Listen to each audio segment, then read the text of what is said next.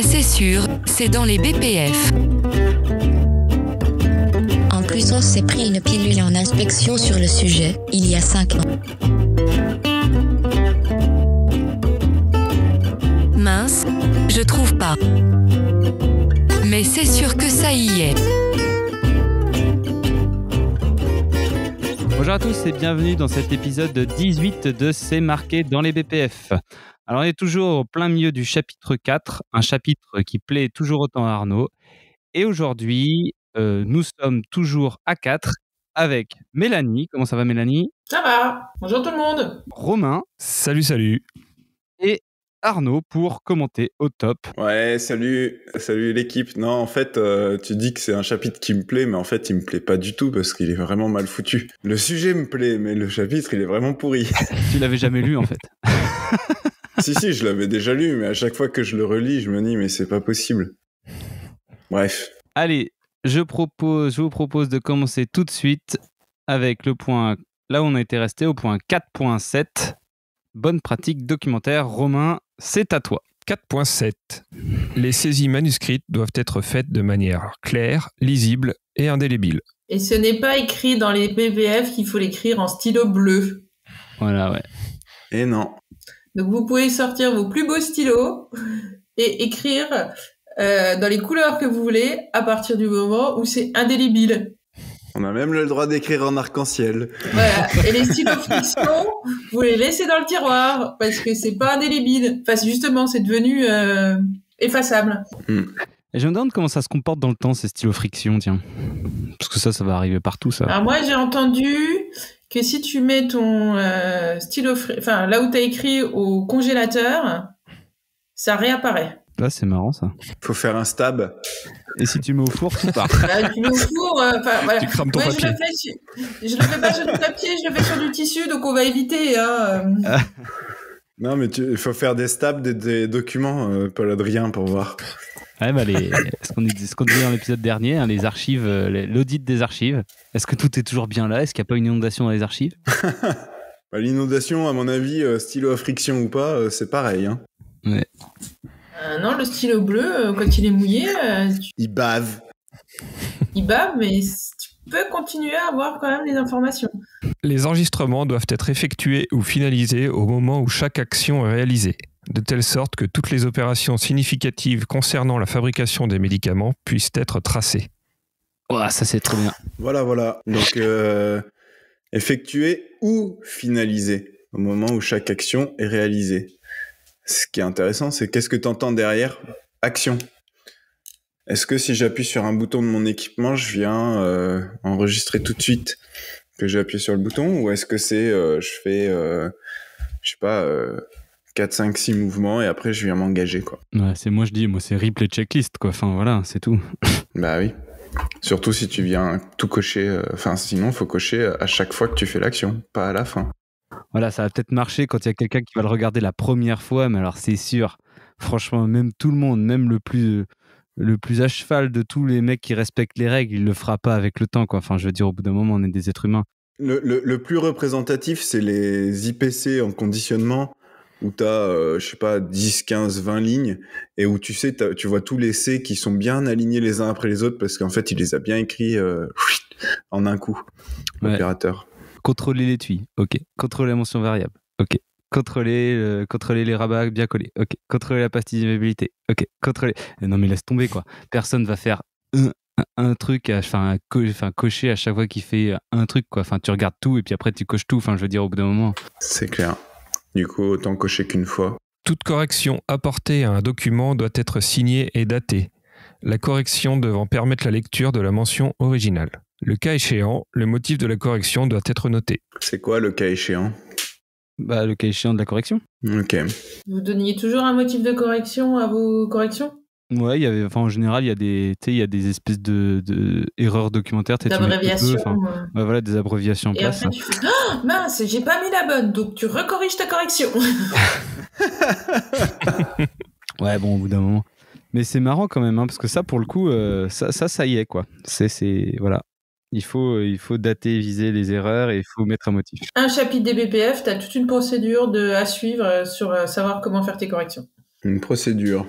Bah oui, une procédure des bonnes pratiques documentaires, comment tu gères ta correction? Est-ce que c'est une procédure ou est-ce que c'est un mode opératoire? Est-ce que c'est du comment ou est-ce que c'est du qui fait quoi quand? Et comment? Donc ce serait plutôt un mode opératoire. Ouais. Débat d'experts. Alors, on passe à la partie archivage des documents. Chaque enregistrement doit être clairement défini au regard de l'opération de fabrication à laquelle il se rapporte et à sa localisation. Des contrôles sécurisés doivent être mis en place et validés s'il y a lieu, afin de s'assurer de l'intégrité des enregistrements pendant toute leur durée d'archivage. C'est un peu bis repetita là, non? Ouais, c'est ça. Ouais. Là, je le comprends plus, que tu vas mettre en place un suivi de température, un suivi peut-être d'humidité, parce que tu dis que ton papier il va s'altérer si tu le laisses dans un endroit qui est trop humide. Ou alors, est-ce que tu n'as pas aussi un système anti-incendie Ouais, c'est vrai que c'est plus clair que tout à l'heure. Enfin, que la dernière épisode, quoi. C'est peut-être plus ça, parce que bon, les salles d'archives, souvent, elles ont des accès sécurisés et elles ont aussi des systèmes de sécurité en place pour assurer l'archivage des documents, enfin, dans le temps, quoi. Ou alors elles sont en haut à gauche du palettier, tout en bas dans la salle, dans l'entrepôt de stockage. Mais si tu les stockes au magasin, Voilà, si tu les stockes au magasin, normalement, ton magasin, il est aussi suivi en température et en humidité. Et je pense que tu as aussi des systèmes de sécurité par rapport à un risque d'incendie. Oui, bah après ça dépend, c'est un risque business après ça, mais ouais. C'est sous-traité souvent ça. Hein. Ben, ça dépend du volume que tu as archivé. Moi, dans la société où j'étais avant, on archivait les dossiers de l'eau 40 ans. Ah ouais? Bah, médicaments dérivés du sang, tu as des contraintes réglementaires supplémentaires. Ouais. Donc voilà, tu te disais que en fait, on n'avait jamais détruit le dossier de l'eau de la société. La société, elle avait bien moins de 40 ans. Donc là, tu n'avais pas le choix. Il y avait tellement de volume que c'était externalisé. Ça doit être trop intéressant de ressortir un dossier de l'eau vieux de 40 ans.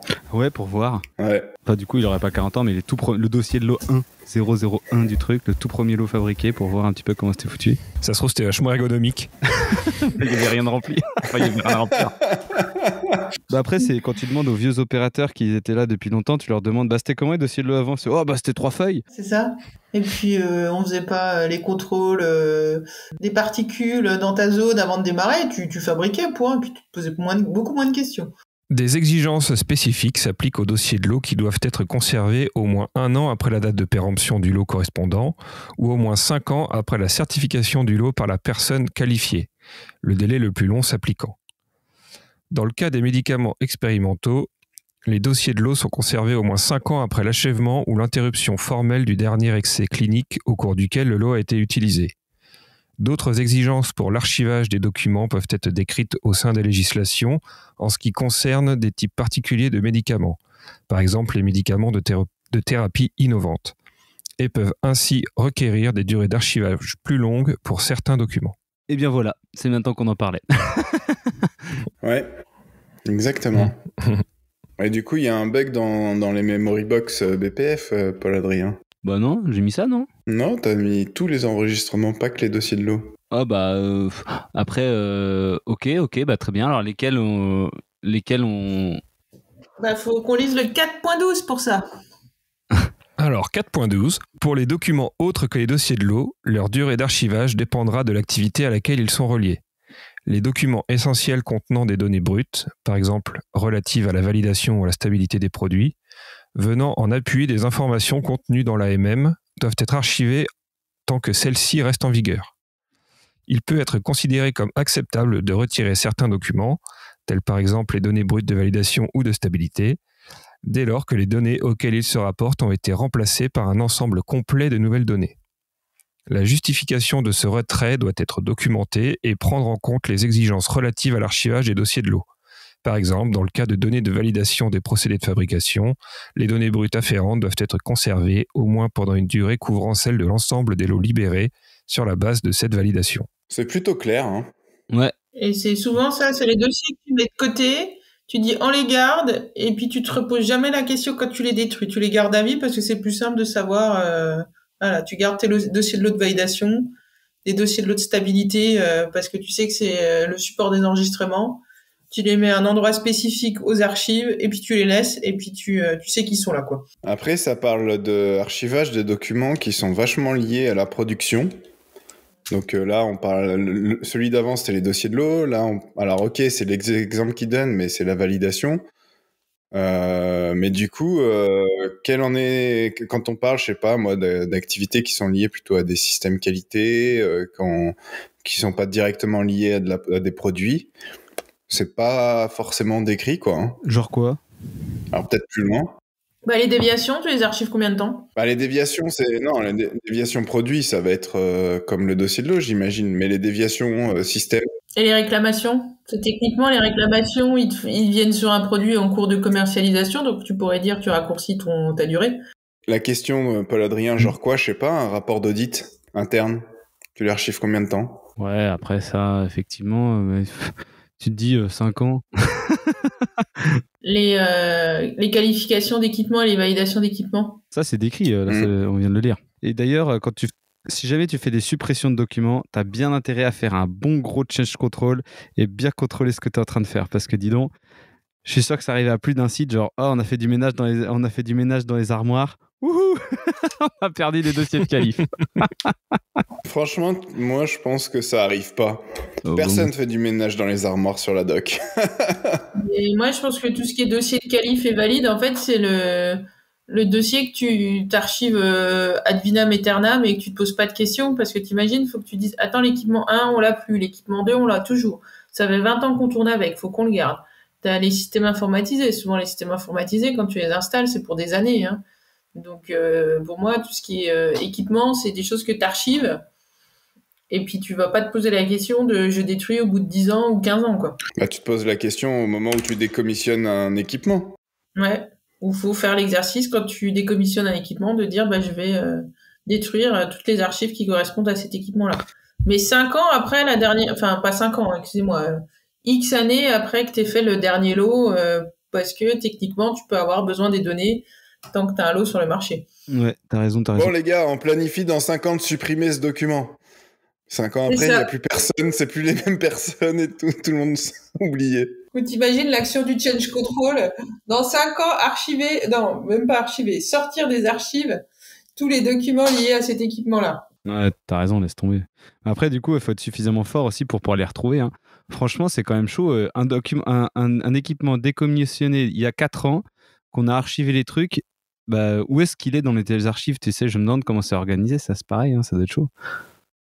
Bah moi, on avait eu une inspection pour un nouveau produit. Et en fait, ils nous ont demandé les documents de qualification de la ligne qui avait, je crois, plus de 20 ans. Je crois que quand on a sorti les documents, alors on les a retrouvés, on était bien contents de les avoir retrouvés, mais pareil, là, tu te dis, la qualification que tu fais il y a 20 ans, c'est pas la qualification que tu fais aujourd'hui. Donc, j'espère que l'inspecteur va être content qu'on soit déjà capable de lui présenter quelque chose et qu'il va pas revenir sur le contenu. Et on était bien contents de retrouver dans les archives le document parce que sur le coup, on se dit, oh là là, c'est rangé où? Est-ce qu'on va le retrouver? Et on avait tout retrouvé, on avait pu présenter des choses aux inspecteurs. Il était content? Je pense que oui. Vu que de mémoire, on n'avait pas eu de remarques pour la qualification de l'équipement. La section suivante donne quelques exemples de documents requis. Le système de gestion de la qualité doit décrire tous les documents nécessaires pour garantir la qualité du produit et de la sécurité des patients. Dans un prochain épisode. Je comprends pas pourquoi il y a cette petite phrase là de conclusion. Le système de gestion de la qualité doit décrire tous les documents nécessaires. C'est marrant que ça soit là, alors que c'est juste des exemples après. Ouais, en plus, on en a parlé avant. Bah ouais, c'est bizarre. Ils l'ont remis au cas où t'es pas lu avant et que tu lises qu'à partir de là. Ouais, pour faire une transition, tu vois. Ouais. Ouais, mais tu retrouves pas les mêmes documents, hein. Entre ce qui est listé avant et après, c'est pas les mêmes, hein. La suite au prochain épisode. Allez, merci à tous et à bientôt pour ce prochain épisode sur les documents spécifiques. Allez, à plus. À bientôt. On a hâte de lire ça. À bientôt.